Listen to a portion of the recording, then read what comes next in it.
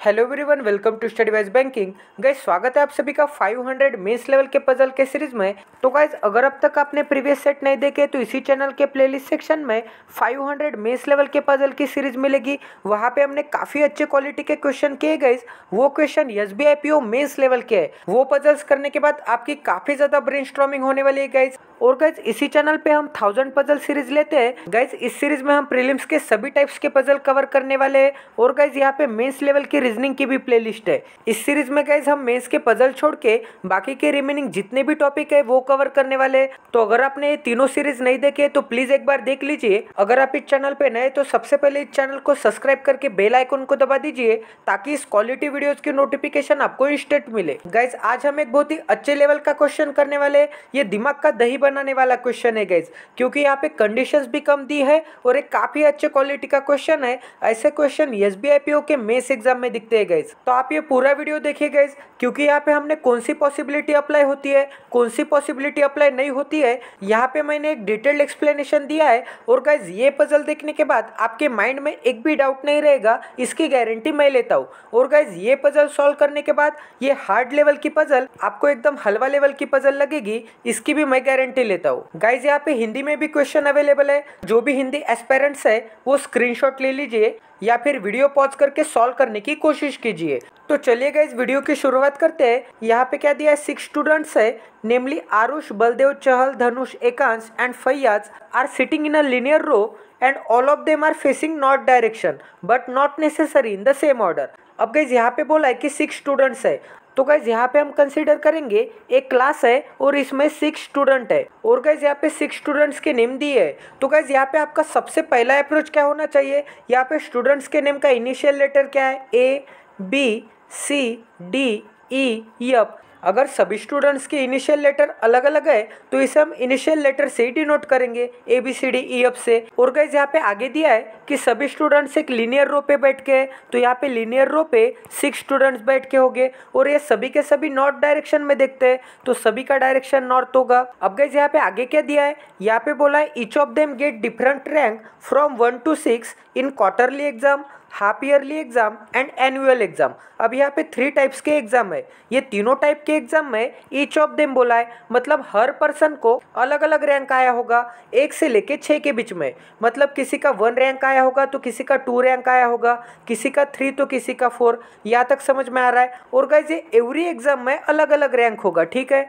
मतलब गाइज, यहाँ पे अगर हम एक ही बात करेंगे तो यहाँ पे ए का रैंक ये तीनों एग्जाम में कुछ ना कुछ होगा। मतलब अगर क्वार्टरली में 1 होगा तो हाफ ईयरली में 4th होगा या फिर एनुअल एग्जाम में 6th होगा। यहाँ तक समझ में आ रहा है गाइज। अब आगे पढ़ते हैं गाइज। यहाँ पे क्या दिया है, the first rank is consider as the highest rank, मतलब फर्स्ट रैंक हाईएस्ट रैंक होगा। और guys, 6th rank is consider as the lowest rank, मतलब 6th रैंक लोवेस्ट रैंक होगा। ये तो सभी को पता है। फॉर ऑल द एग्जाम्स, मतलब सभी एग्जाम्स के लिए। अब आगे पढ़ते हैं guys. Only 1 person seat between Aarush and Dhanush. अब गाइज, यहाँ पे नीचे कंडीशंस दी है। तो गाइज, सबसे पहले इस इंट्रोडक्शन से एक बेसिक फॉर्मेट बना लेते हैं। और गाइज, इस फॉर्मेट में ये कंडीशन रीड करेंगे एंड ये कैसे अप्लाई कर सकते हैं ये देखेंगे गाइज।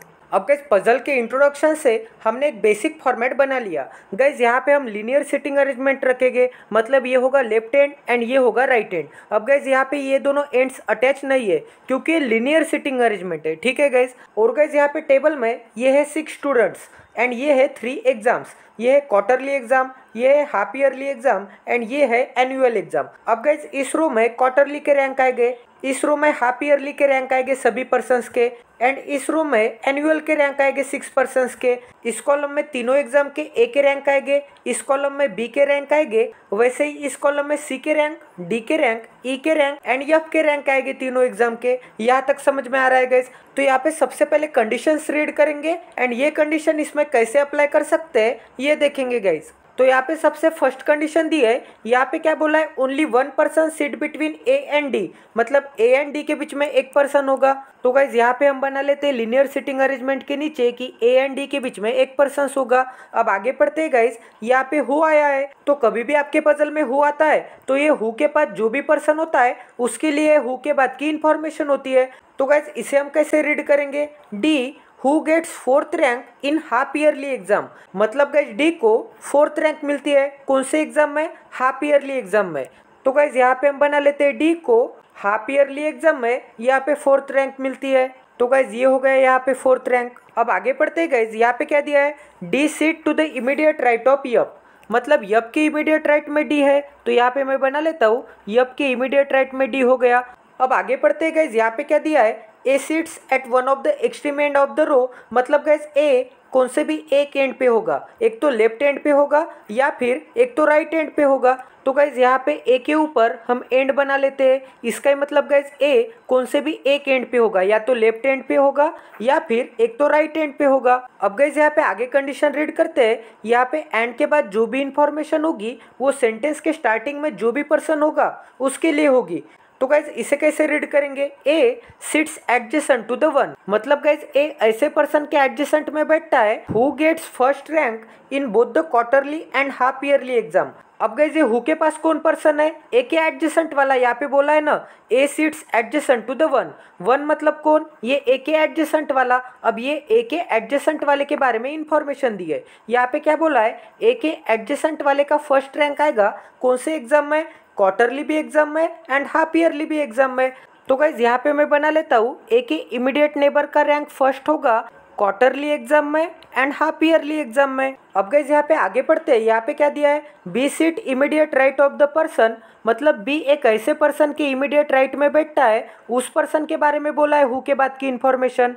हु गेट्स मतलब ये person gets a lower rank in half yearly exam, मतलब इस पर्सन को हाफ ईयरली एग्जाम में लोअर रैंक होगा। अब आगे दिया है than Dhanush in half yearly exam, मतलब गाइज हाफ ईयरली एग्जाम के कॉलम में धनुष से लोअर रैंक किसका होगा, इस इमीडिएट नेबर का होगा। और गाइज यहाँ पे डी का रैंक हाफ ईयरली एग्जाम में कितना है, यहाँ पे हमने नोट कर दिया था कि डी का रैंक हाफ ईयरली एग्जाम में तो 4 है।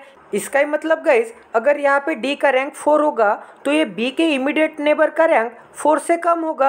अब 4 से कम होगा मतलब क्या होगा, एक तो 5 होगा गाइज या फिर 6 होगा।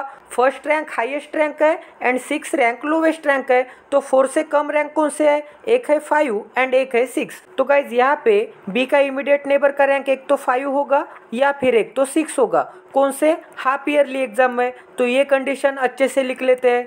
तो गाइज यहाँ पे बी एक ऐसे इमीडिएट पर्सन के राइट में बैठता है जिसका रैंक एक तो 5 होगा या फिर एक तो 6 होगा हाफ ईयरली एग्जाम में। यहाँ तक समझ में आ रहा है गाइज।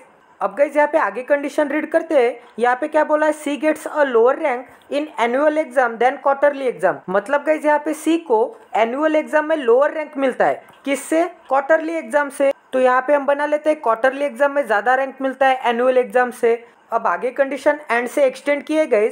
अब यहाँ पे दिया है and lower rank in quarterly exam, अब यहाँ पे सी को क्वार्टरली एग्जाम में लोअर रैंक मिलता है, किससे, हाफ ईयरली एग्जाम से। यहाँ पे दिया है देन हाफ ईयरली एग्जाम, अगर क्वार्टरली एग्जाम में लोअर रैंक मिलता है हाफ ईयरली एग्जाम से, इसका ही मतलब हाफ ईयरली एग्जाम में ज्यादा रैंक मिलता होगा क्वार्टरली एग्जाम से। तो गाइज यहाँ पे क्वार्टरली एग्जाम से ज्यादा हाफ ईयरली एग्जाम में रैंक मिलता होगा इस कंडीशन के हिसाब से। तो ये सी के बारे में बोला है, ठीक है, तो इसे भी हम सेट कर देते हैं एच क्यू एंड ए। तो यहाँ पे हम बना लेते हैं सी को हाफ ईयरली में ज़्यादा मिलता है क्वार्टरली से, फिर क्वार्टरली में ज़्यादा एनुअल से मिलता है। यहाँ तक समझ में आ रहा है गाइज। अब गाइज यहाँ पे आगे पढ़ते हैं the person who seat immediate right of Ekansh, मतलब गाइज एकांश के इमीडिएट राइट में जो भी पर्सन बैठा होगा उस पर्सन को मिलते हैं 4th rank in annual exam, मतलब यहाँ पे 4th रैंक मिलता होगा एनुअल एग्जाम में, ठीक है। तो गाइज यहाँ पे एकांश के राइट में जो भी पर्सन्स होगा इमीडिएट राइट में उसका 4th रैंक आता है एनुअल एग्जाम में। यहाँ तक समझ में आ रहा है गाइज। अब गाइज यहाँ पे आगे कंडीशन रीड करते हैं, यहाँ पे क्या दिया है, C gets neither 4th rank nor 6th rank in any of the exam. अब गाइज यहाँ पे 3 एग्जाम्स है, तो सी को तीनों के तीनों एग्जाम में 4th रैंक भी नहीं मिलता एंड 6th रैंक भी नहीं मिलता। तो गाइज यहाँ पे सी के ऊपर 4 एंड 6 के लिए क्रॉस का साइन बना देते हैं, 4th रैंक भी नहीं मिलता एंड 6th रैंक भी नहीं मिलता।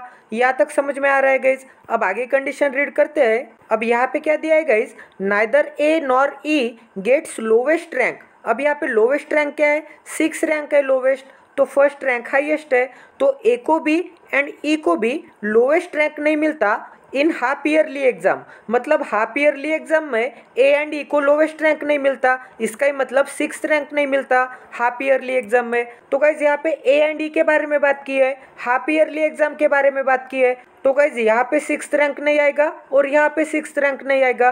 तो गाइज ये दोनों जगह पे 6 के लिए क्रॉस का साइन बना देते हैं। इसका ही मतलब ए को हाफ ईयरली में 6 नहीं आएगा एंड ई को भी हाफ ईयरली में 6 रैंक नहीं आएगा, लोएस्ट रैंक नहीं आएगा। अब आगे कंडीशन रीड करते गाइज, यहाँ पे क्या दिया है, A gets lower rank in annual exam than half yearly exam.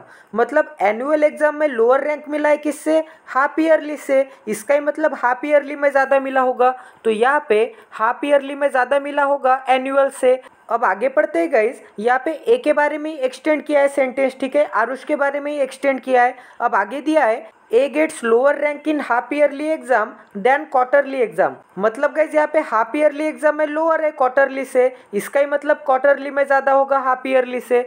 तो यहाँ पे क्वार्टरली में ज़्यादा होगा हाफ ईयरली से। और ये किसके बारे में बात की है, ए के बारे में बात की है। तो यहाँ पे बना लेते हैं ए के इसमें क्यू एच एंड ए, ठीक है, क्यू ग्रेटर होगा। तो गाइज यहाँ पे ए का रैंक क्वार्टरली में ज़्यादा होगा हाफ ईयरली से और हाफ ईयरली में ज़्यादा होगा एनुअल से।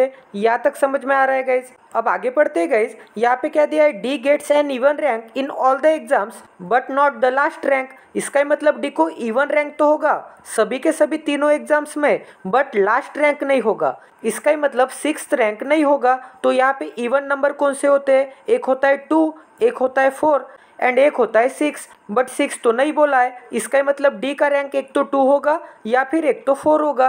तो गाइज यहाँ पे डी के इसमें एक तो 2 रैंक आएगा या फिर 4 रैंक आएगा। तो यहाँ पे 2 एंड 4 आइदर और में बना लेते हैं दोनों जगह पे। यहाँ तक समझ में आ रहा है गाइज। अब आगे कंडीशन रीड करते हैं। यहाँ पे क्या दिया है, ओनली 2 स्टूडेंट्स अमॉन्ग दिस 6, मतलब 6 में से 2 स्टूडेंट को गेट सेम रैंक, उनको सेम रैंक मिलती है इन 2 डिफरेंट एग्जाम।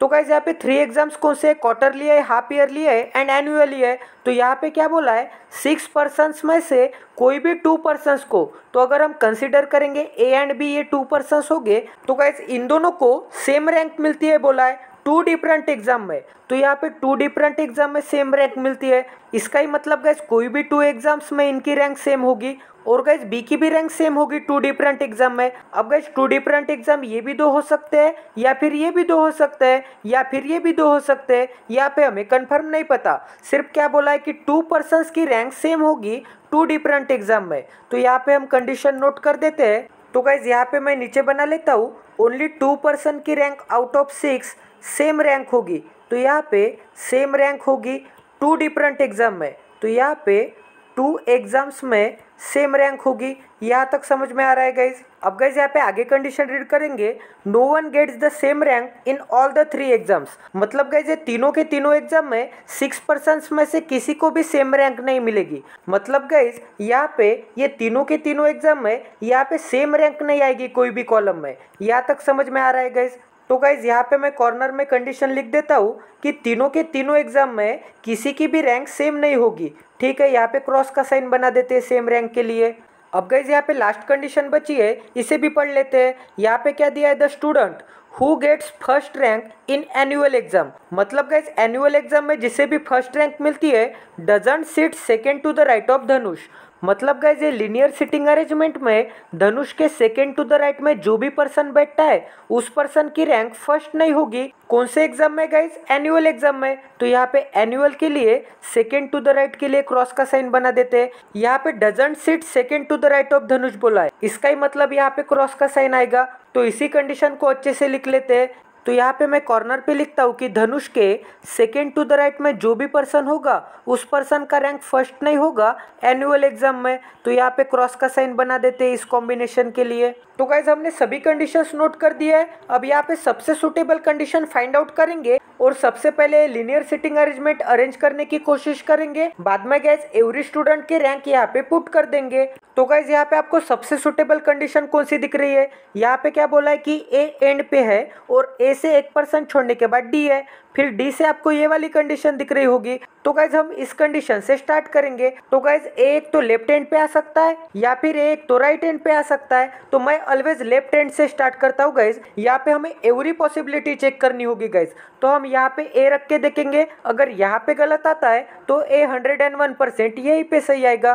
तो गाइज यहाँ पे हो गया ए। अब यहाँ पे क्या बोला है कि ए से 1% छोड़ने के बाद डी है। ए अगर इस एंड पे होगा तो ए से 1% छोड़ने के बाद डी यहाँ पे आएगा 101%।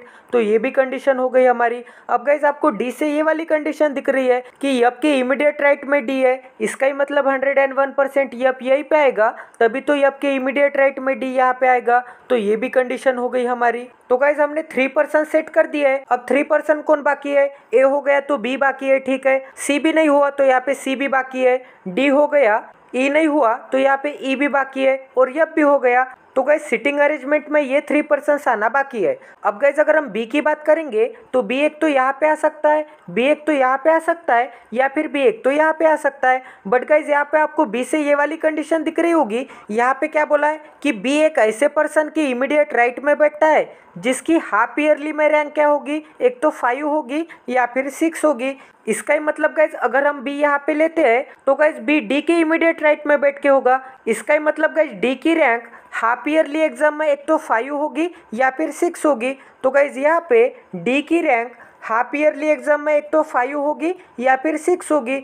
बट गाइज यहाँ पे तो डी की रैंक हाफ ईयरली में 4 दिख रही है। इसका ही मतलब गाइज 101% यहाँ पे बी नहीं आएगा, क्योंकि गाइज यहाँ पे डी की रैंक 5 भी नहीं हो सकती एंड 6 भी नहीं हो सकती। तो बी के लिए 2 प्लेसेस बचे हैं। गाइज बी 101% यहाँ पे भी नहीं आ सकता। क्यों नहीं आ सकता? क्योंकि आपको क्या बोला है कि बी एक पर्सन की इमीडिएट राइट में बैठता है। तो अगर यहाँ पे बी लेते हो तो वो वाला पर्सन तो सिटिंग अरेंजमेंट के बाहर चला जाएगा। इसका ही मतलब बी यहाँ पे भी नहीं आ सकता, क्योंकि बी के इमीडिएट लेफ्ट में कोई ना कोई पर्सन होना चाहिए। तो गाइज 101% बी यहीं पे आएगा, तो इसे हम सेट कर देते हैं।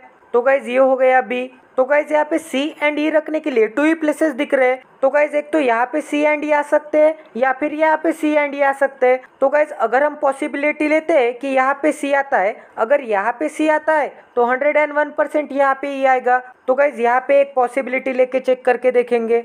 तो गाइज सबसे पहले यहाँ पे सी लेंगे, तो यहाँ पे सी आएगा तो 101% यहाँ पे ई आएगा। तो गाइज आपको ये वाली कंडीशन में क्या बोला है कि बी के इमीडिएट लेफ्ट में जो भी पर्सन होगा, तो यहाँ पे बी के इमीडिएट लेफ्ट में कौन दिख रहा है? सी दिख रहा है। इसका ही मतलब गाइज सी की रैंक हाफ ईयरली एग्जाम में एक तो 5 होगी या फिर 6 होगी। तो गाइज यहाँ पे सी की रैंक हाफ ईयरली एग्जाम में, यहाँ पे हाफ ईयरली एग्जाम में एक तो 5 होगी या फिर 6 होगी। तो गाइज यहाँ पे एक तो 5 आ सकता है या फिर एक तो 6 आ सकता है। बट गाइज यहाँ पे आपको क्या बोला है कि सी की रैंक तो 6 नहीं हो सकती। इसका ही मतलब गाइज यहाँ पे 6 नहीं आ सकता, तो 101% यहाँ पे 5 आएगा।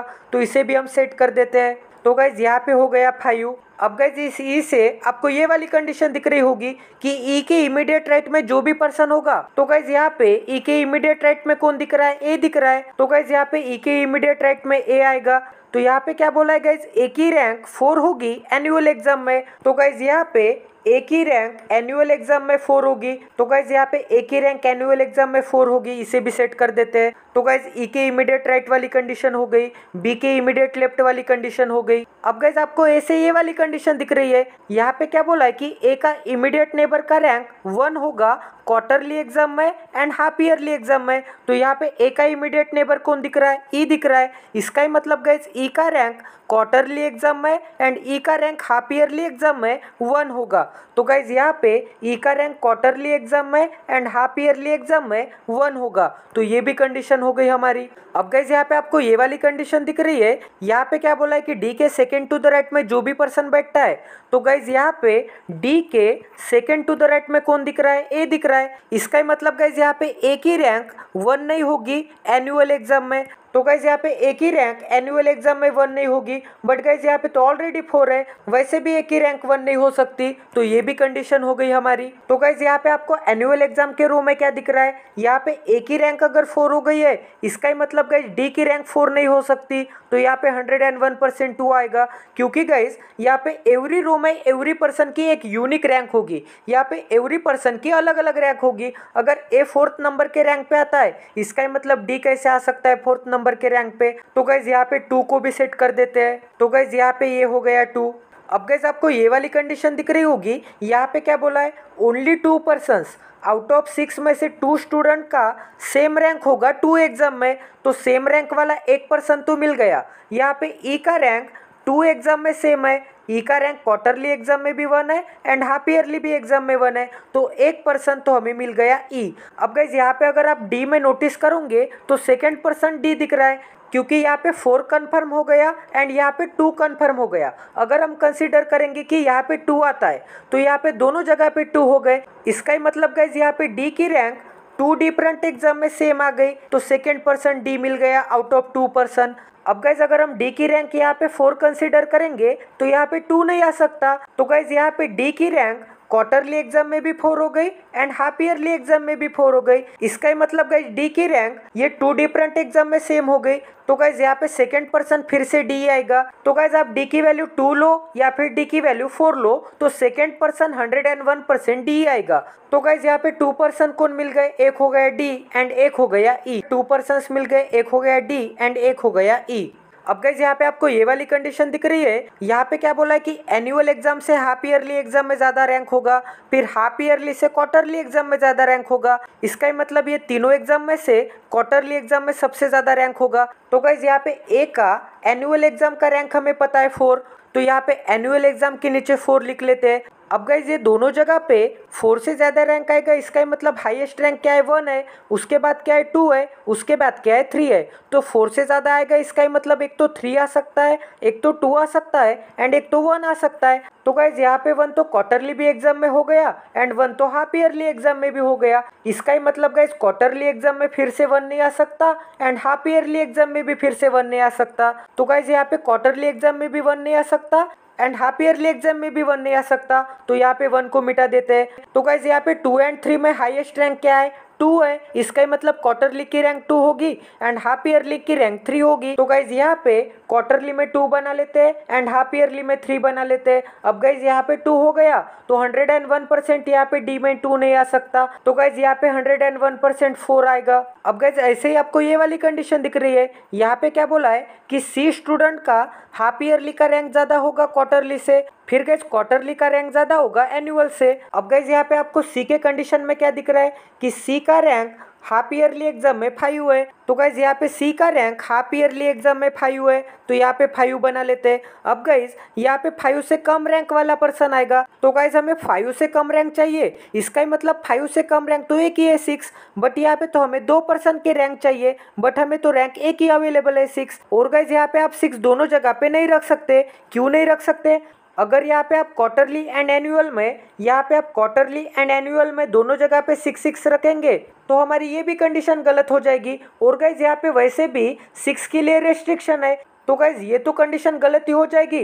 बट 200% 6 यहाँ पे भी नहीं आ सकता, तो ये पूरी पॉसिबिलिटी हमारी गलत हो गई। इसका ही मतलब गाइज ए इस एंड पे नहीं हो सकता, 101% ए इस एंड पे होगा, तो गाइज ए इस एंड पे चेक करके देखेंगे। बट गाइज हमें एवरी पॉसिबिलिटी चेक करनी होगी ताकि हमारी ब्रेनस्टॉर्मिंग अच्छे से हो, क्योंकि गाइज यहाँ पे हम प्रैक्टिस कर रहे हैं, यहाँ पे हम कोई एग्जाम नहीं दे रहे कि हमें जल्द से जल्द सॉल्व करना होगा। प्रैक्टिस में आप कितने ज्यादा पजल सॉल्व करते हैं उससे मतलब नहीं है गाइज, आप एक पजल पे कितने गहराई से, कितने डीप नॉलेज में से, कितने ब्रेन के अंदर से वो पजल सोचते हैं, ये इंपॉर्टेंट है गाइज। गाइज जिस भी पर्सन को ये पजल बोरिंग लग रही है वो जा सकते हैं, क्योंकि जो भी सीरियस बंदा होगा, मेंस क्लियर करना होगा तो आपको पेशेंस चाहिए। अगर आपको यहीं पे पेशेंस नहीं होगा तो आपकी कभी भी मेंस नहीं क्लियर हो सकती है। तो गाइज पेशेंस रखिए, यहाँ पे अच्छे से ब्रेनस्टॉर्मिंग होगी, यहाँ पे हम अच्छे से देखेंगे कि कौन सी पॉसिबिलिटी गलत होगी एंड कौन सी पॉसिबिलिटी सही होगी। मुझे पता है कि यहाँ पे कौन सी पॉसिबिलिटी गलत होगी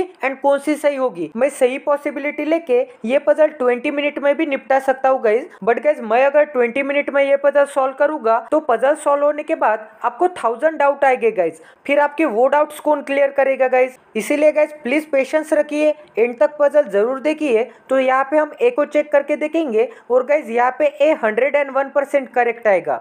तो गाइज इस कंडीशन के हिसाब से यहाँ पे आएगा ए। अब ए से 1% छोड़ के यहाँ पे आएगा डी। अब गाइज यहाँ पे यप के इमीडिएट राइट में डी है, तो 101% यप यहीं पे आएगा, तभी तो इमीडिएट राइट में डी आएगा। तो ये दोनों कंडीशन हो गई हमारी। अब गाइज यहाँ पे आपको ए से ये वाली कंडीशन दिख रही है, यहाँ पे क्या बोला है ए का इमीडिएट नेबर। तो गाइज यहाँ पे ए का इमीडिएट नेबर कौन दिख रहा है, यप दिख रहा है। इसका ही मतलब गाइज ए के इमीडिएट नेबर का रैंक, यानी कि यहाँ पे यप का रैंक क्वार्टरली एग्जाम में एंड हाफ ईयरली एग्जाम में 1 होगा, तो यहाँ पे यप का रैंक क्वार्टरली एग्जाम में एंड हाफ ईयरली एग्जाम में 1 1 बना लेते हैं। तो गाइज यहाँ पे यप का रैंक क्वार्टरली एग्जाम में एंड हाफ ईयरली एग्जाम में 1 आएगा। तो ये भी कंडीशन हो गई हमारी। अब गाइज यहाँ पे हमने ए यप एंड डी सेट कर दिया, तो कौन रिमेनिंग है? एक है बी, एक है सी एंड एक है ई। अब गाइज ई से आपको ये वाली कंडीशन दिख रही है कि ई के इमीडिएट राइट में कोई ना कोई तो भी पर्सन है, तो ई 101% यहाँ पे नहीं आ सकता। क्यों नहीं आ सकता? तो इस कंडीशन के हिसाब से ई के इमीडिएट राइट में कोई ना कोई पर्सन होना चाहिए। तो ये वाले पर्सन को आप कहाँ पे रखोगे? इस पर्सन के लिए तो कोई भी जगह नहीं है, इसका ही मतलब ई यहाँ पे नहीं आ सकता। तो ई के लिए 2 पॉसिबिलिटी बनती है, ई एक तो यहाँ पे आ सकता है या फिर ई एक तो यहाँ पे आ सकता है। तो हमने ई को भी सेट कर दिया। अब गाइज अगर हम बी की बात करेंगे तो गाइज बी यहाँ पे नहीं आ सकता। अब बी यहाँ पे क्यों नहीं आ सकता? अगर हम बी को यहाँ पे रखेंगे, यहाँ पे मैं बना लेता हूँ, यहाँ पे हो गया बी, तो इस कंडीशन के हिसाब से बी डी के इमीडिएट राइट में हो गया। तो अगर यहाँ पे डी के इमीडिएट राइट में बी हो गया तो डी की रैंक एक तो 5 आ सकती है या फिर 6 आ सकती है हाफ ईयरली एग्जाम में।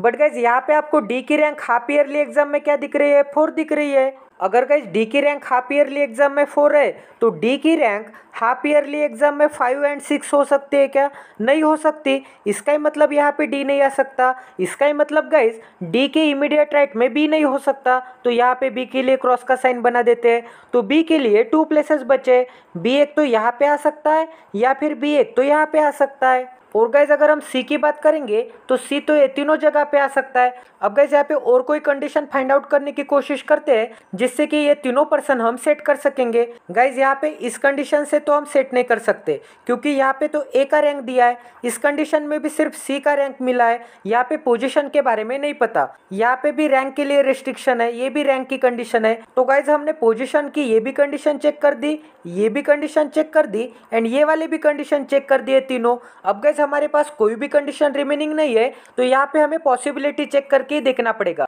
तो गाइज मैं एक काम करता हूँ कि ई को सबसे पहले मैं यहाँ पे लेके देखता हूँ। तो गाइज अगर यहाँ पे ई आता है तो यहाँ पे बी एंड सी आइदर और में आ सकते हैं। ठीक है गाइज।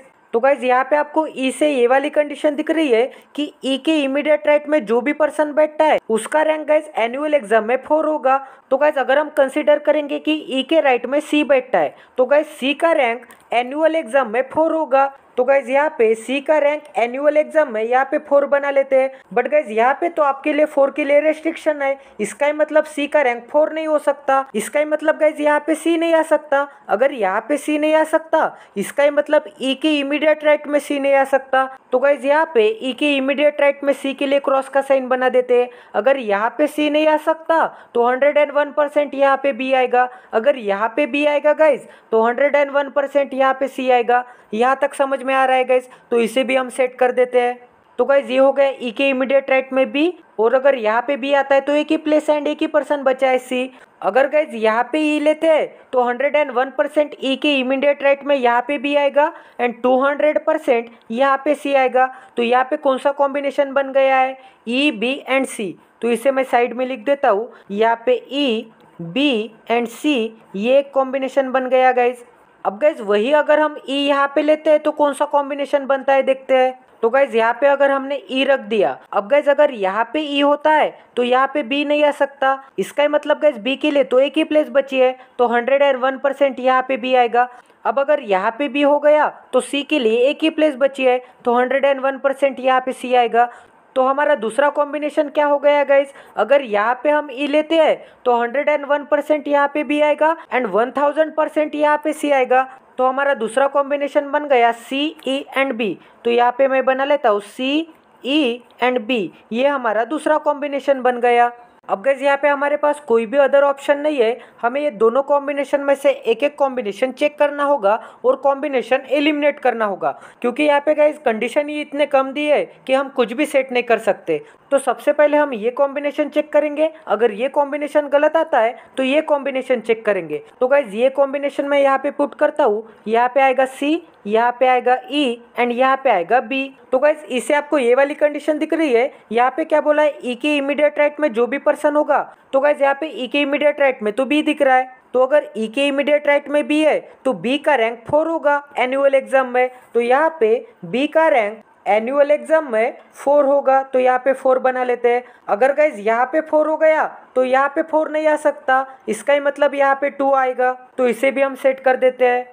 तो यहाँ पे 4 नहीं आ सकता, यहाँ पे आएगा 2। अब गाइस बी से आपको ये वाली कंडीशन दिख रही है कि बी के इमीडिएट लेफ्ट नेबर में जो भी पर्सन होगा, तो यहाँ पे बी के इमीडिएट लेफ्ट नेबर में कौन दिख रहा है, ई दिख रहा है। तो गाइस यहाँ पे ई का रैंक एक तो 5 होगा या फिर 6 होगा। कौन से एग्जाम में, हाफ ईयरली एग्जाम में। तो गाइस ई का रैंक हाफ ईयरली एग्जाम में एक तो 5 होगा या फिर 6 होगा, बट यहाँ पे तो 6 के लिए रिस्ट्रिक्शन है। इसका ही मतलब गाइस 101% यहाँ पे 5 आएगा, तो इसे भी हम सेट कर देते हैं। तो ये हो गया ई का रैंक हाफ ईयरली एग्जाम में 5। अब गाइस आपको ये वाली कंडीशन दिख रही है, यहाँ पे क्या बोला है, डी के सेकंड टू द राइट में जो भी पर्सन बैठता है। तो गाइस यहाँ पे डी के सेकंड टू द राइट में कौन बैठता है, ई बैठता है। तो यहाँ पे डी के सेकंड टू द राइट में अगर ई बैठता है तो ई का रैंक 1 नहीं होगा एनुअल एग्जाम में। तो गाइस यहाँ पे ई का रैंक एनुअल एग्जाम में 1 नहीं हो सकता, तो यहाँ पे 1 के लिए क्रॉस का साइन बना देते हैं। तो गाइस यहाँ पे ये हो गया 1 के लिए क्रॉस का साइन। तो ये भी कंडीशन हो गई हमारी, ये भी कंडीशन हो गई हमारी, एंड ये भी कंडीशन हो गई हमारी। अब गाइस यहाँ पे आपको सी से ये वाली कंडीशन दिख रही है, यहाँ पे क्या बोला है, सी का हाफ ईयरली एग्जाम में सबसे ज्यादा रैंक होगा। तो गाइस यहाँ पे सबसे पहले तो 1 2 3 4 5 6 रैंक लिख लेते हैं। अब गाइस यहाँ पे क्या बोला है कि सी का रैंक 4 भी नहीं हो सकता एंड सी का रैंक 6 भी नहीं हो सकता, तो यहाँ पे 4 एंड 6 को कट कर देते हैं। अब गाइस हमारे पास 4 पर्सन बचे हैं, एक है 1, एक है 2, एक है 3 एंड एक है 5। तो गाइस ये 4 रैंक में से हमें सिर्फ यहाँ पे 3 रैंक चाहिए, तो हमें कोई भी एक रैंक को एलिमिनेट करना होगा। तो यहाँ पे कैसे एलिमिनेट कर सकते हैं ये देखते हैं। तो सबसे पहले अगर हम 1 की बात करेंगे, तो गाइज यहाँ पे सी में क्वार्टरली एग्जाम में 1 आ सकता है क्या, नहीं आ सकता, क्योंकि यहाँ पे तो ऑलरेडी 1 हो चुका है। सी के हाफ ईयरली एग्जाम में 1 आ सकता है क्या, नहीं आ सकता, क्योंकि यहाँ पे हाफ ईयरली एग्जाम में भी 1 हो चुका है। सी के एनुअल एग्जाम में 1 आ सकता है क्या गाइज, तो गाइज यहाँ पे ऑब्जर्वेशन से मुझे दिख रहा है कि सी का एनुअल एग्जाम में भी 1 रैंक नहीं आ सकता। अब आप बोलोगे कैसे, तो गाइज आपके तसल्ली के लिए मैं यहाँ पे सी का रैंक 1 ले लेता हूँ एनुअल एग्जाम में। तो अगर सी का रैंक 1 है एनुअल एग्जाम में, तो गाइज यहाँ पे सी का रैंक एनुअल एग्जाम में क्या होगा, 1 होगा। बट गाइज हमें एनुअल एग्जाम से ज़्यादा रैंक चाहिए क्वार्टरली एग्जाम में एंड हाफ ईयरली एग्जाम में। अगर यहाँ पे 1 होगा तो 1 से ज़्यादा कोई रैंक हो सकता है क्या, नहीं हो सकता, क्योंकि गाइज यहाँ पे हाईएस्ट रैंक तो 1 है। इसका ही मतलब गाइज यहाँ पे 101% 1 नहीं आ सकता। तो गाइज 1 क्वार्टरली एग्जाम में नहीं आ सकता, हाफ ईयरली एग्जाम में नहीं आ सकता एंड एनुअल एग्जाम में भी 1 नहीं आ सकता, तो यहाँ पे 1 भी एलिमिनेट हो गया। तो गाइज यहाँ पे क्या रिमेनिंग है, एक 2 रैंक रिमेनिंग है, एक 3 रैंक रिमेनिंग है एंड एक 5 रैंक रिमेनिंग है। तो गाइज यहाँ पे 2 3 एंड 5 में से हाईएस्ट रैंक कौन सी है, 2 रैंक हाईएस्ट है, उसके बाद 3 है एंड उसके बाद 5 है। तो गाइज यहाँ पे हाईएस्ट रैंक यानी कि 2 हाफ ईयरली में आएगी, उसके बाद 3rd रैंक क्वार्टरली एग्जाम में आएगी, तो यहाँ पे 3rd बना लेते हैं। उसके बाद 5th रैंक एनुअल एग्जाम में आएगी, तो गाइज यहाँ पे एनुअल एग्जाम में 5th रैंक बना देते हैं। तो गाइज यहाँ पे रैंक आ गई 2 3 एंड 5, हम इसे अच्छे से पुट कर देते हैं। तो गाइज यहाँ पे रैंक क्या आई थी, 2 3 एंड 5, तो इसका मतलब हाफ ईयरली में 2 आएगा सी में। तो गाइज यहाँ पे सी में हाफ ईयरली में 2 बना लेते हैं, फिर क्वार्टरली में आएगा 3, तो यहाँ पे क्वार्टरली में 3 बना लेते हैं। फिर गाइज सी का एनुअल एग्जाम में रैंक आएगा 5, तो यहाँ पे सी का एनुअल एग्जाम में रैंक 5 बना लेते हैं। अब गाइज हमने सी के सभी रैंक सेट कर दिए ये तीनों एग्जाम के। अब गाइज यहाँ पे आपको नोटिस करने के बाद क्या दिख रहा होगा, आप ये हाफ ईयरली के रो में देखिए, तो यहाँ पे गाइज 2 बॉक्सेस वैकेंट है। तो गाइज यहाँ पे अगर इस बॉक्स में 6 नहीं हो सकता और 6 रखना बाकी है, तो 101% 6 के लिए यही प्लेस बची है, तो यहाँ पे 6 आएगा। तो गाइज अगर यहाँ पे 1 हो गया, 2 हो गया, यहाँ पे 3 दिख रहा है क्या, 3 नहीं दिख रहा है, तो 3 रिमेनिंग है, 4 हो गया, 5 हो गया, 6 हो गया, तो 101% इस बॉक्स में 3 आएगा, तो इसे भी हम सेट कर देते हैं। तो गाइज ये हो गई एक ही रैंक हाफ ईयरली एग्जाम में 3। तो गाइज ऐसे आपको ये वाली कंडीशन दिख रही है, आपको क्या दिख रहा है कि एक ही रैंक हाफ ईयरली एग्जाम में 3 है। अगर एक ही रैंक हाफ ईयरली एग्जाम में 3 है, तो यहाँ पे हाफ ईयरली के नीचे 3 बना लेते हैं। तो 3 से बड़ी रैंक क्या होगी, एक तो 1 होगी या फिर एक तो 2 होगी, क्योंकि यहाँ पे 1 हाईएस्ट रैंक है गाइज, ये मत भूलना है। तो गाइज यहाँ पे क्यू में एक तो 1 आ सकता है या फिर क्यू में एक तो 2 आ सकता है। तो गाइज यहाँ पे ए के क्वार्टरली एग्जाम में यहाँ पे 1 रख सकते हैं क्या, नहीं रख सकते, क्योंकि इस रो में यहाँ पे तो 1 ऑलरेडी हो गया, तो क्यू की रैंक 1 नहीं हो सकती, तो यहाँ पे 1 को मिटा देते हैं। इसका ही मतलब गाइस क्यू की रैंक 101% 2 होगी, तो यहाँ पे 2 भी सेट कर देते हैं। अगर यहाँ पे एक ही रैंक क्वार्टरली एग्जाम में 2 हो गई तो यहाँ पे एक ही रैंक क्वार्टरली एग्जाम में 2 सेट कर देते हैं। तो अगर क्वार्टरली एग्जाम में 2 की रैंक फिक्स हो गई तो यहाँ पे फिर से क्वार्टरली एग्जाम में 2 नहीं आ सकता, तो यहाँ पे 101% 4 आएगा। अब आपको गाइस ये वाली कंडीशन दिख रही होगी, यहाँ पे क्या बोला है 6 पर्सन्स में से 2 पर्सन्स की रैंक सेम होगी 2 डिफरेंट एग्जाम में। तो वो 2 पर्सन्स आपको यहाँ पे कौन दिख रहे हैं, यहाँ पे आपको यप की रैंक 2 डिफरेंट एग्जाम में क्या दिख रही है, सेम दिख रही है। तो 1 पर्सन हो गया यप। अब दूसरा पर्सन यहाँ पे आपको डी दिख रहा है, डी की रैंक 2 डिफरेंट एग्जाम में सेम है, यहाँ पे क्वार्टरली में भी 4 है एंड हाफ ईयरली में भी 4 है, इसका ही मतलब डी दूसरा पर्सन होगा। तो ये वाली भी कंडीशन हमारी हो गई। अब गाइस यहाँ पे डी एंड यप को छोड़ के और कोई भी पर्सन्स की रैंक यहाँ पे सेम सेम नहीं आएगी, ठीक है गाइस। इसका ही मतलब यहाँ पे अगर हम एक ही बात करेंगे तो यहाँ पे ए में 2 हो गया तो यहाँ पे 2 नहीं आ सकता। अगर हम बी की बात करेंगे तो यहाँ पे बी में 6 हो गया एंड 4 हो गया, तो गाइज यहाँ पे 6 एंड 4 नहीं आ सकते। अगर हम ई की बात करेंगे तो यहाँ पे ई में 5 हो गया तो यहाँ पे 5 नहीं आ सकता और यहाँ पे 5 नहीं आ सकता। और गाइज अगर हम यप की बात करेंगे तो यहाँ पे यप में यहाँ पे 1 भी नहीं आ सकता। क्यों नहीं आ सकता 1, क्योंकि यहाँ पे आपको ये वाली कंडीशन दिख रही है कि कोई भी 3 पर्सन्स का रैंक सेम नहीं होगा तीनों के तीनों एग्जाम में, तो यहाँ पे 1 नहीं आ सकता। अगर गाइज यप में यहाँ पे 1 नहीं आ सकता, यहाँ पे भी 1 नहीं आ सकता, तो 101% 1 यहीं पे आएगा गाइज। तो गाइज अगर यहाँ पे हम 1 रखते हैं, अगर यहाँ पे 1 होता है तो एक ही रैंक एनुअल एग्जाम में 1 हो गई। तो गाइज यहाँ पे एक ही रैंक एनुअल एग्जाम में क्या हो गई, 1 हो गई। अगर यहाँ पे 1 आता है तो आपको यहाँ पे कंडीशन में क्या दिख रहा है कि एनुअल से ज्यादा हाफ ईयरली की रैंक होगी।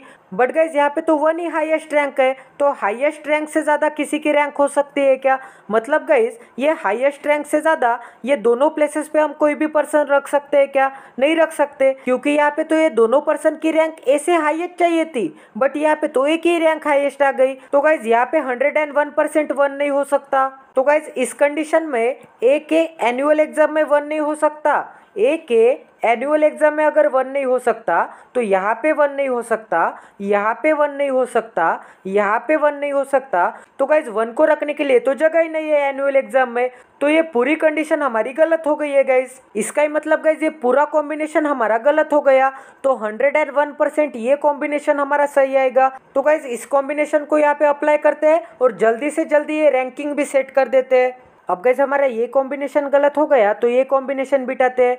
यहाँ पे हो गया ई, यहाँ पे हो गया बी एंड यहाँ पे हो गया सी। तो गाइज आपको ई से ये वाली कंडीशन दिख रही है कि ई की इमीडिएट राइट में कौन दिख रहा है, बी दिख रहा है, तो यहाँ पे आएगा बी। तो गाइज बी की रैंक एनुअल एग्जाम में 4 होगी, तो गाइज यहाँ पे बी की रैंक एनुअल एग्जाम में 4 हो गई। अगर यहाँ पे 4 आता है तो यहाँ पे 4 नहीं आ सकता, यहाँ पे 2 आएगा 101%, तो ये भी कंडीशन हो गई हमारी। अब गाइज यहाँ पे आपको बी से ये वाली कंडीशन दिख रही है कि बी के इमीडिएट लेफ्ट नेबर में, तो यहाँ पे बी के इमीडिएट लेफ्ट नेबर में कौन दिख रहा है, ई दिख रहा है, तो गाइज यहाँ पे आएगा ई। तो यहाँ पे क्या बोला है गाइज कि ई की रैंक हाफ ईयरली एग्जाम में एक तो 5 होगी या फिर 6 होगी, ई की रैंक हाफ ईयरली एग्जाम में। तो गाइज यहाँ पे ई की रैंक हाफ ईयरली एग्जाम में एक तो 5 होगी या फिर 6 होगी, तो यहाँ पे 6 तो नहीं आ सकता। इसका ही मतलब 101% यहाँ पे 5 आएगा, तो इसे भी अच्छे से सेट कर देते हैं। तो यहाँ पे ई की रैंक हाफ ईयरली एग्जाम में हो गई 5, तो ये भी कंडीशन हो गई हमारी।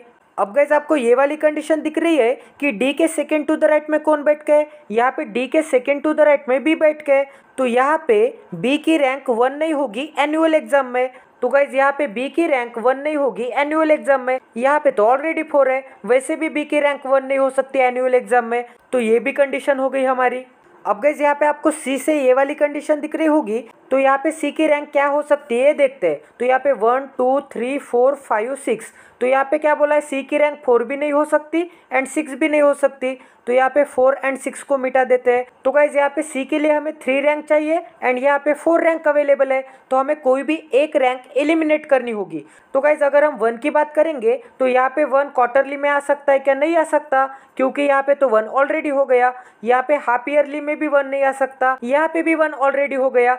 गाइज यहाँ पे एनुअल में भी 1 नहीं आ सकता, ये मैंने आपको पहले ही बता दिया है। अगर मैं यहाँ पे 1 रखूंगा एनुअल एग्जाम में तो हमें 1 से बड़ी रैंक चाहिए दोनों प्लेसेस पे, और 1 से बड़ी रैंक कोई है क्या? नहीं है, 1 ही हाईएस्ट रैंक है। इसका ही मतलब यहाँ पे 1 नहीं आ सकता, इसका ही मतलब यहाँ पे 1 को हमने एलिमिनेट कर दिया।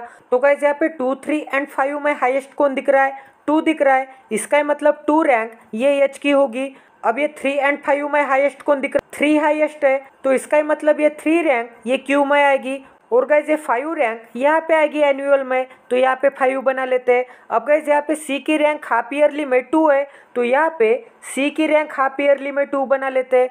अब यहाँ पे सी की रैंक क्वार्टरली में 3 है, तो यहाँ पे सी की रैंक क्वार्टरली में 3 बना लेते हैं। एंड गाइज सी की रैंक एनुअल में 5 है, तो यहाँ पे एनुअल में भी 5 बना लेते हैं। तो ये पूरी कंडीशन हो गई हमारी। तो गाइज आपको इस रो में दिख रहा होगा यहाँ पे 2 ही बॉक्सेस बाकी है। अगर यहाँ पे 6 नहीं आ सकता तो 101% यहाँ पे 6 आएगा, तो इसे भी हम सेट कर देते हैं। तो ये हो गया 6 यहाँ पे। अब गाइज इस रो में 1 हो गया, 2 हो गया, 3 रिमेनिंग है, 4, 5, 6 भी हो गए, तो 101% यहाँ पे आएगा 3, तो इसे भी हम सेट कर देते हैं। तो यहाँ पे हो गया 3, तो यहाँ पे 6 के लिए क्रॉस का साइन, ये भी कंडीशन हो गई हमारी। एंड यहाँ पे भी 6 के लिए क्रॉस का साइन, ये भी कंडीशन हो गई हमारी। अब गाइज आपको ए से ये वाली कंडीशन दिख रही है, तो गाइज आपको यहाँ पे ए में हाफ ईयरली में कितना रैंक है? 3 रैंक है, तो यहाँ पे ए में हाफ ईयरली में 3 रैंक बना देते हैं। अगर ए का रैंक हाफ ईयरली में 3 होगा, इसका ही मतलब ए का रैंक क्वार्टरली एग्जाम में 3 से बड़ा आएगा। अब 3 से बड़ा आएगा मतलब एक तो 1 आएगा या फिर 2 आएगा। अगर गाइज यहाँ पे ए की रैंक क्वार्टरली एग्जाम में अगर हम कंसिडर करेंगे कि 1 होगी, तो गाइज यहाँ पे ए की रैंक क्वार्टरली एग्जाम में क्या होगी? 1 होगी। तो यहाँ पे 1 आ सकता है क्या गाइज? यहाँ पे 1 नहीं आ सकता, क्योंकि यहाँ पे तो 1 ऑलरेडी अब की रैंक हो गई क्वार्टरली एग्जाम में। इसका ही मतलब गाइज ए की रैंक 1 नहीं हो सकती। इसका ही मतलब गाइज ए की रैंक 2 आएगी 101% क्वार्टरली एग्जाम में, तो यहाँ पे क्वार्टरली में 2 बना लेते हैं। तो अगर ए की रैंक क्वार्टरली में 2 है तो इसे भी सेट कर देते हैं, ए की रैंक क्वार्टरली में 2। अब गाइज हमारी एनुअल की रैंकिंग बाकी है। अब इसका ही मतलब गाइज ए की रैंक 101% 3 से कम होगी। गाइज यहाँ पे 1 रैंक हाईएस्ट है तो 6 रैंक लोवेस्ट है, ठीक है। अगर 3 से कम होगी, इसका ही मतलब एक तो 4 हो सकती है, या फिर 5 हो सकती है, या फिर 6 हो सकती है। तो गाइज यहाँ पे ए की एनुअल एग्जाम की रैंक 4, 5, 6 हो सकती है। तो यहाँ पे ए की एनुअल एग्जाम की रैंक 4, 5, 6 हो सकती है। तो गाइज यहाँ पे एक तो 4 आ सकता है, एक तो 5 आ सकता है, या फिर एक तो 6 आ सकता है। बट गाइज यहाँ पे 4 रैंक तो ऑलरेडी बी की हो गई, तो यहाँ पे 4 नहीं आ सकता। और गाइज यहाँ पे 5 रैंक तो ऑलरेडी सी की हो गई, तो गाइज यहाँ पे 5 भी नहीं आ सकता। इसका ही मतलब 101% यहाँ पे 6 आएगा। इसका ही मतलब 101% इस बॉक्स में 6 आएगा। तो ये भी कंडीशन हो गई हमारी। तो इसे अच्छे से लिख लेते हैं। तो यहाँ पे हो गया ए की रैंक एनुअल एग्जाम में 6। तो गाइज अगर हम इस रो की बात करेंगे तो यहाँ पे 2 बॉक्सेस वैकेंट है, तो यहाँ पे 1 हो गया क्या? 1 नहीं हुआ, तो एक तो 1 यहाँ पे आ सकता है, या फिर एक तो 1 यहाँ पे आ सकता है। अगर गाइज हमने यहाँ पे 1 रख दिया गलती से भी, तो आपकी ये वाली कंडीशन गलत हो गई। यहाँ पे क्या बोला है? कोई भी पर्सन की रैंक तीनों की तीनों एग्जाम में सेम नहीं होगी। अगर गाइज हम यप में देखेंगे तो यहाँ पे यप की रैंक क्वार्टरली एग्जाम में 1 है, हाफ ईयरली एग्जाम में 1 है, तो 101% यहाँ पे 1 नहीं आ सकता। अगर गाइज यहाँ पे 1 नहीं आ सकता तो 1 के लिए तो एक ही प्लेस बची है, तो 101% 1 यहाँ पे आएगा। तो इसे भी सेट कर देते हैं। तो यहाँ पे हो गया 1। तो गाइज ये एनुअल एग्जाम में 1 हो गया, 2 हो गया, 3 रिमेनिंग है, तो 101% 3 यहाँ पे आएगा। तो गाइज ये हो गई यप की रैंक एनुअल एग्जाम में 3। तो गाइज हमने एनुअल एग्जाम के सभी रैंक सेट कर दिए। अब ये 100% करेक्ट है गाइज, यहाँ पे कोई भी डिफेक्ट नहीं है। और गाइज यहाँ पे हमने हाफ ईयरली के भी सभी पर्सन सेट कर दिए। और गाइज ये सभी के सभी रैंक्स 500% करेक्ट है गाइज। तो गाइज अगर आप क्वार्टरली एग्जाम के रो में देखोगे तो 2 रैंक तो एक ही हो गई, इसका ही मतलब यहाँ पे 2 नहीं आ सकता, तो 101% यहाँ पे 4 आएगा। तो गाइज यहाँ पे हो गया 4, तो यहाँ पे 2 नहीं आ सकता। अब गाइज आपको ये वाली कंडीशन दिख रही है, यहाँ पे क्या बोला है? आउट ऑफ 6 ओनली 2 पर्सन, मतलब ओनली 2 स्टूडेंट की सेम रैंक होगी 2 डिफरेंट एग्जाम में। तो गाइज यहाँ पे यप दिख रहा है आपको फर्स्ट स्टूडेंट, क्योंकि गाइज यहाँ पे यप की रैंक सेम है 2 डिफरेंट एग्जाम में। यहाँ पे क्वार्टरली में भी यप की रैंक 1 है, एंड यहाँ पे हाफ ईयरली में भी यप की रैंक 1 है। इसका ही मतलब गाइज एक पर्सन हो गया यप। अब गाइज अगर आप डी में नोटिस करोगे तो यहाँ पे डी में भी आपको सेम रैंक दिख रही है। यहाँ पे डी की क्वार्टरली की रैंक 4 है, तो हाफ ईयरली की भी रैंक 4 है। तो गाइज यहाँ पे सेम रैंक है डी के टू डिफरेंट एग्जाम है, यहाँ पे सेम रैंक है डी के, टू डिफरेंट एग्जाम है, तो सेकेंड पर्सन हमें डी मिल गया। अब इसका ही मतलब एक पर्सन होगा यप एंड एक पर्सन होगा डी। अब गाइज यप एंड डी छोड़ के ये बाकी के कॉलम में कोई भी रिपीट पर्सन नहीं आ सकता, मतलब यहाँ पे तीनों जगह पे अलग अलग पर्सन होने चाहिए। तो यहाँ पे अलग है तो ये भी कंडीशन सही है हमारी, यहाँ पे भी तीनों जगह पे अलग है तो ये भी कंडीशन हो गई हमारी। अब गाइज ये यप एंड डी छोड़ के यहाँ पे अलग अलग होना चाहिए एंड यहाँ पे अलग अलग होना चाहिए। तो गाइज अगर यहाँ पे 4 एंड 6 हो गए, इसका मतलब बी में यहाँ पे 4 एंड 6 नहीं आ सकते।